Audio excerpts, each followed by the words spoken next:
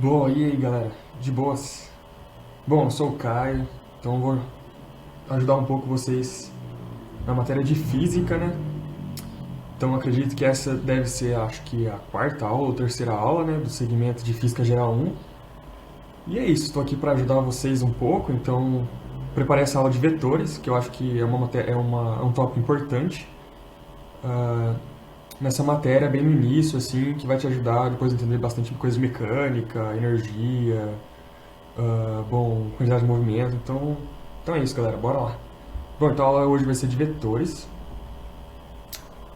O que a gente vai falar? Então a gente vai falar um pouco sobre o que são os vetores, de onde eles vêm, né? De onde eles vivem. Falar um pouco essa diferença do que é vetor, o que é escalar, falar sobre soma e subtração, um pouco de decomposição.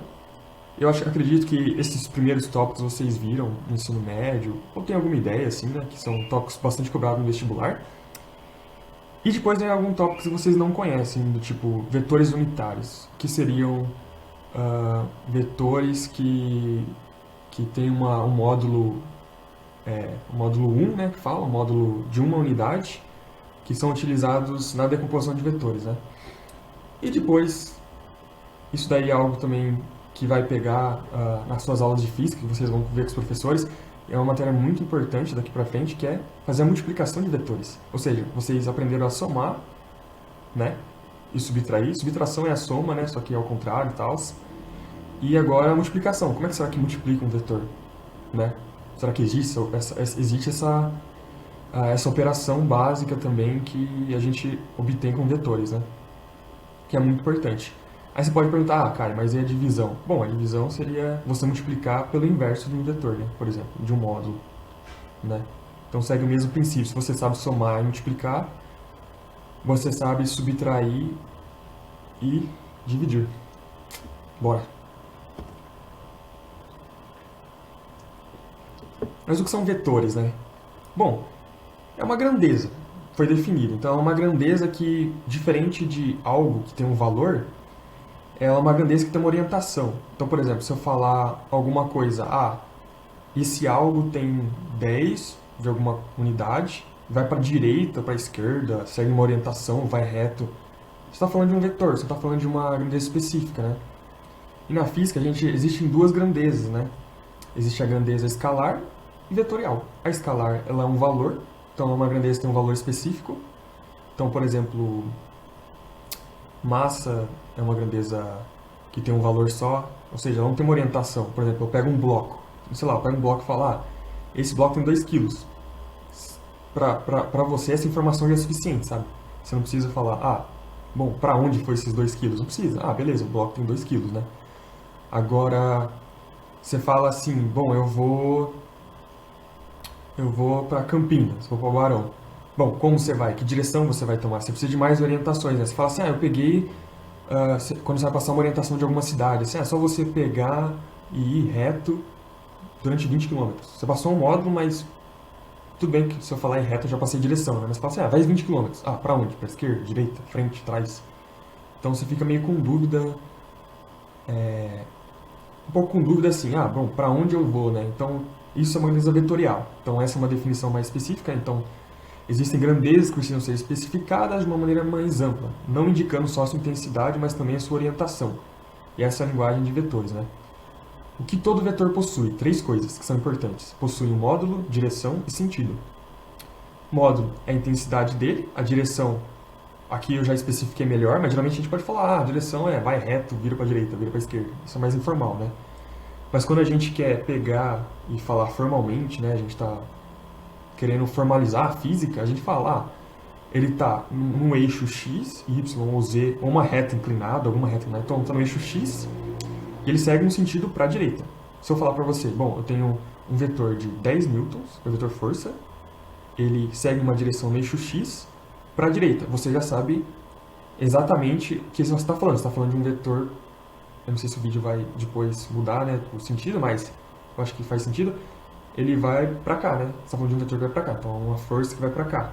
Então fechou, já falou todos os seus casos. Então toda vez que falar de um vetor, sempre tem módulo, direção e sentido. Aqui eu fiz um exemplo aqui embaixo, deixa eu ver se consigo Caneta. Cadê caneta? O que será que é isso? Eu consigo desenhar aqui. Olha que bonito. Tá. Aqui... Ai, sumiu. Tá, legal. Aqui eu tenho o quê? Um vetor de quanto? 10 newtons. É um vetor força, então. Já especifiquei, né, no caso. Se 10 newton caracteriza uma força. E tá pra cima, né? Então, o que eu tô querendo dizer aqui? Bom, um vetor 10 newton. Como é que eu caracterizar ele? Bom, primeiro, qual seria o módulo desse vetor? 10 newtons. Já está especificado aqui a unidade também. Qual seria a direção dele? Eixo Y, para cima, né? E seu sentido? De baixo para cima. Então é isso. Já conseguiu especificar tudo que você queria com esse vetor. Aqui eu defini certinho, né? Então, o que seria um vetor escalar, né? Bom, o vetor possui um módulo de orientação. Exemplos de vetores são velocidade, aceleração, deslocamento, momento linear. Talvez vocês não estejam acostumados, mas é quantidade de movimento. Momento linear é quantidade de movimento. É que a definição mais correta da quantidade de movimento é chamar de momento linear. Porque ela é um momento que ela tem uma linearidade, no caso. Então, vai ter outros tipos de coisas, vocês vão ver, tipo, momento de torque. Tem outros nomes que são mais específicos, né? Mas é sinônimo. Momento linear e quantidade de movimento são sinônimos, tá? E força também é um tipo de vetor, entre outros, né? Escalar, então, ele não possui orientação, ele só depende da sua grandeza. Quais são exemplos de escalar? Bom, energia, você fala energia, 10 joule, acabou, né? Falou de energia, fechou. Pressão também, ele tem um cilindro que tem 10 pascal. Tá, 1 atm a pressão atmosférica. Beleza, não precisa saber o sentido, né? Às vezes, quando a gente está fazendo exercício de pressão, a gente põe uma setinha para baixo, como se estivesse lá. Mas a real ela não é um vetor, ela é um escalar, que tem um módulo. A gente sabe que é tipo como se fosse um peso daquele ar em cima daquele objeto, né? E temperatura, tempo também é. Então é isso, boa. Aqui tá os maiores exemplos, né? Então, aqui embaixo, não sei se vocês conseguem ver depois da gravação, vou ver se o draw vai de novo. Aqui embaixo eu tenho o quê? Esse é um exemplo de uma grandeza vetorial e uma massa de um bloco, um exemplo de uma grandeza escalar. Beleza? Bora! E agora, o que a gente faz? Bom, vetor tem que começar pelas coisas mais simples. Teria o quê? Soma e subtração. Bom, soma. Soma de vetores é aquelas regras que vocês aprenderam no ensino médio mesmo. Não tem muito segredo, assim. Vai mudar um pouco depois que eu ensinar vocês a vetor escalar. Então, seria o quê? Bom, seria aquela regra do polígono e a regra do paralelogramo. Então, seria tipo aquela regra do tipo, você coloca os vetores um atrás do outro para fazer a soma, ou aquela regra que você põe meio que a bundinha deles juntos, né, e traça a paralela deles para fazer um vetor resultante, né. Então eu vou tentar exemplificar essas duas técnicas. Eu sei que talvez vocês já tenham visto isso, mas é importante revisar um pouco, né. Deixa eu só voltar, eu passei. Ai, caneta foi, agora foi. Foi? Ai, tá travando. Vê se vai agora.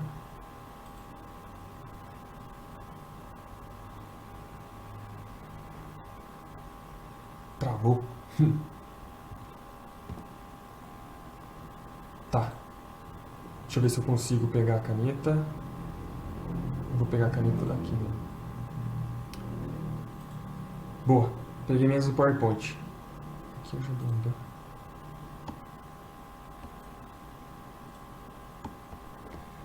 Boa, galera. Então, o que seria essa soma e subtração, né? Bom, tem a regra do polígono, que aqui eu tenho um exemplo, então. Eu vou ter um vetor... Aqui eu coloquei um GIF, né? Então, tem um GIF que vai passando vários, assim. Então, por exemplo, um GIF... Peguei aqui, B mais A mais C. É o verdinho mais o azul... Passou de novo, né? Boa. É o A mais o C mais o B. Então, você vai colocando esses vetores um atrás do outro e a resultante vai de um vetor de uma ponta até a outra. Vai até a outra aqui no caso, né? Eu vou dar um ESC porque tá dando um GIF, né? Aí eu acho que consigo mostrar um pouco melhor para vocês. Aqui, por exemplo, parou aqui nesse GIF, não está mostrando o GIF na apresentação. Bom, eu tenho aqui no caso um vetor A mais B mais C. Eu tenho então um vetor azul, um vetor verde, um vetor vermelho e um amarelo. O que eu faço? eu pego esse vetor azul, aí na ponta do vetor dele eu ponho o outro vetor B e o outro vetor C e ligo o primeiro, que eu coloquei lá no último, lá na ponta do primeiro. Então pego meio que a bunda do vetor A aqui, né, e ligo até a ponta do vetor vermelho, que é o vetor C. E esse vetor é o vetor resultante. Essa é aquela regra da fila indiana, a regra do polígono, que a gente aprende no ensino médio, mais ou menos assim, né? E o que eu posso dizer? Você pode estar falando às vezes, mas que estranho, vai colocando assim. A gente não está falando ainda como obter o vetor, né? A gente está vendo técnicas de somar vetores. A gente não falou, bom, mas como é que eu vou obter esse módulo, esse vetor, né? Aí depende se tiver num quadriculado, você pode usar a regra dos leis cossenos, mas eu vou discutir um pouco mais pra frente isso, sabe? Daqui a pouco eu vou discutir isso. Mas basicamente, essa primeira regra eu vou ligar os vetores e o primeiro vetor que eu peguei, eu pego então a bundinha do primeiro vetor e ligo com o último vetor. Esse é o vetor resultante, sempre. Sempre que eu quero somar algum vetor, esse vai ser o vetor resultante. Bom, aí tem a regra do paralelogramo e a regra da subtração. A regra do paralelogramo seria você pegar as duas pontinhas aqui, as duas bundinhas desses vetores, ligar no outro e traçar paralelamente cada eixo e depois conectá-los. Eu vou apresentar aqui. Voltou de novo. Aqui, nesse GIF aqui. Então ele vai pegar o vetor verde e vermelho, que é o vetor V e U, e vai conectar. Então aqui, no caso, você conecta a bundinha dos vetores, não a ponta deles, sabe? Então você vai conectar eles aqui e vai traçar um eixo paralelo ao outro vetor. Por exemplo, eu vou pegar esse vetor vermelho, vou traçar um eixo aqui, desse vetor vermelho aqui. Então eu vou pegar esse eixo aqui e traçar aqui. Aí eu vou pegar esse eixo verde aqui e traçar aqui. Aí eu pego onde eu conectei os vetores e ligo. Esse vai ser o vetor resultante. Então essas são as duas técnicas principais de soma de vetores. Regra do polígono e regra do paralelogramo. Boa. Subtração seria o quê? Como eu disse, se você sabe somar, você sabe subtrair. Ela é uma soma do oposto do outro vetor. O que vai acontecer quando você faz menos um algum vetor? Você muda a direção dele.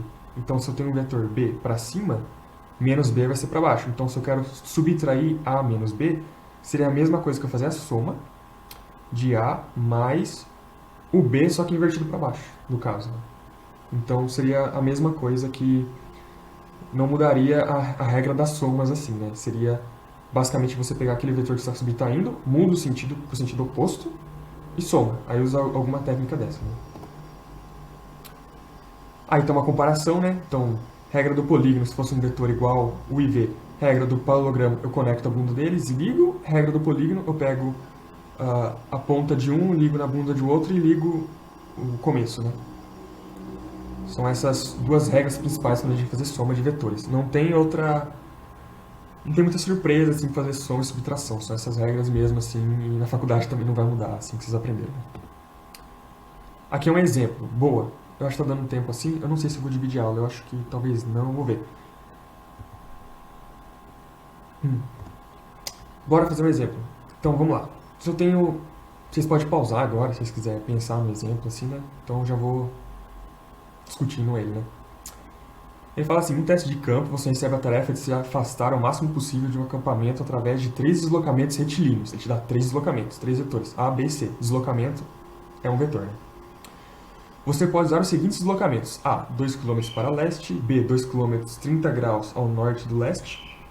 E C, 1 km para o oeste. Caso necessite, use os vetores negativos. Então ele está falando, beleza, eu vou te dar 3 vetores. Se você quiser, você pode inverter a direção deles sem nenhum problema. Né? Aí ele fala, qual é a maior distância que você pode atingir após o terceiro deslocamento? Bom, ele está querendo que basicamente você faça o quê? Eu vou fazer esses 3 deslocamentos, eu não sei a ordem e não sei se eu vou mudar o sentido, mas eu quero saber desses 3 deslocamentos como eu vou obter a maior distância.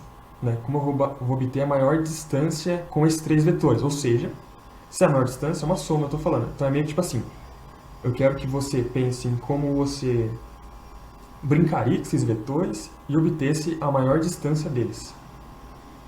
Certo? Até simples, né? É meio intuitivo, talvez, assim. Seria colocar, sei lá, pego o A, tá para a direita, então tem que pegar vetores para a direita, né? Então pego o B, posso colocar o B aqui, e mudo o C negativo. É isso, é basicamente isso que a gente vai fazer.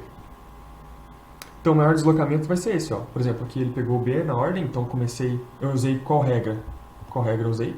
A regra do polígono, nesse caso. Não usei a regra do paralelogramo. Poderia ser a regra do paralelogramo, mas como são 3 vetores, a regra do paralelogramo ficaria um pouco mais complicada, porque você teria que fazer um eixo tridimensional, talvez, para obter o módulo certo, sabe? Então aí já não seria tão legal, assim, a regra do polígono ajuda mais, né? A gente fez o quê? A fila indiana, né? Coloquei o B, o A e o C. O C eu tive que inverter o sinal, né? Então, esse D aqui, ele é o maior vetor de deslocamento que eu consigo, né? Então é isso, basicamente o exercício é isso.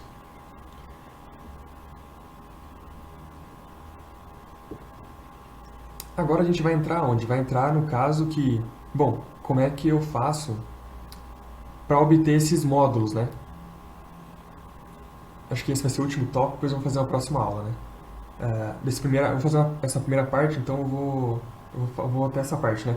Como é que eu faço obter um módulo, então? Que é o caso, beleza, agora eu aprendi a desenhar um vetor, mas como eu calculo na realidade? Ninguém vai pegar e falar assim, o vetor resultante é esse desenho, né? Eu quero, como é que eu vou para tal cidade? Toma esse vetor resultante, assim, ele quer saber um valor, 40 km, 30 km, né? Geralmente, no exercício, ele pode dar para você, ou ele vai dar um quadriculado na imagem atrás, então com certeza você vai obter por Pitágoras atrás, geralmente por Pitágoras. Geralmente, quando cai no vestibular, é por Pitágoras, só se o vestibular quer fazer alguma coisa com lei dos senos e cossenos. Pode ser por decomposição de vetores, você pode tentar decompor ele, ou ele vai dar as componentes dessa decomposição de vetores, para você realizar a soma, ou esse caso de, como eu disse, lei dos senos e cossenos. Então, 3 casos, pode ser. Se ele te der para você os vetores unitários que a gente vai aprender, a decomposição, você consegue calcular essa soma de vetores. Se ele te der um quadriculado atrás, está de boa também, você consegue calcular por Pitágoras. Ou você vai ter que fazer alguma coisa com um triângulo. Ele vai te dar, como no exercício ele deu o vetor B, 30 graus. Então você vai ter algum ângulo interno de algum triângulo que vai formar. Se for 2 vetores, você forma um triângulo. Você pode usar geometria. Se for 4, pode formar um quadrado, um losango, né? Então depende do que ele vai dar, assim. Então você poderia usar a lei dos senos e cossenos. Eu vou revisar a lei dos senos e cossenos. A lei dos senos basicamente você vai pegar cada lado, ele é proporcionais, dividindo ele pelos senos dos ângulos opostos. Então, por exemplo, eu tenho o A aqui, alfa, B, beta, C, gama, ângulo oposto de cada lado. Então seria o A, a divisão, proporcionalidade é o A sobre o seno do alfa, que é o ângulo oposto, é igual ao B sobre seno de beta, que é igual ao C sobre seno de gama. E a lei dos cossenos é como se fosse um Pitágoras diferenciado, né? Então, por exemplo, você sempre vai pegar o A e o cosseno do ângulo oposto e fazer essa regrinha, né? A ao quadrado é igual a B ao quadrado mais C ao quadrado menos 2BC vezes cosseno de alfa. Essas equações vêm por proporcionalidade e divisão dos triângulos, né? Não vou provar as fórmulas aqui. Provavelmente vocês podem ter visto isso. Mas essas são formas de obter alguma coisa que ele quer do ângulo resultante. Por exemplo, se eu tivesse um vetor aqui BC, o A ia ser meu resultante. Como é que eu calcularia o módulo de A? Usaria a primeira equação. Se eu tenho, por exemplo, o cosseno do ângulo aqui, né? Aí eu teria o módulo de B, C e o cosseno, fechou. Conseguiria calcular o módulo de A e também o ângulo dele, que é a direção dele, né? Então essas são as formas. Eu vou ser sincero para vocês, a forma mais usual que vocês vão encontrar não vão ser essas, de lei dos senos e cossenos, muito difícil, ou o quadriculado. A forma mais usual vai ser vocês decompor o vetor e utilizar vetores unitários. Muito, muito, muito exercício que vai cair nas suas provas, que vocês vão ver daqui para frente, é tudo vetor unitário, tudo decomposto. E eu vou mostrar, acho que um pouco mais isso na parte 2, que está ficando longo o vídeo já. Boa, galera.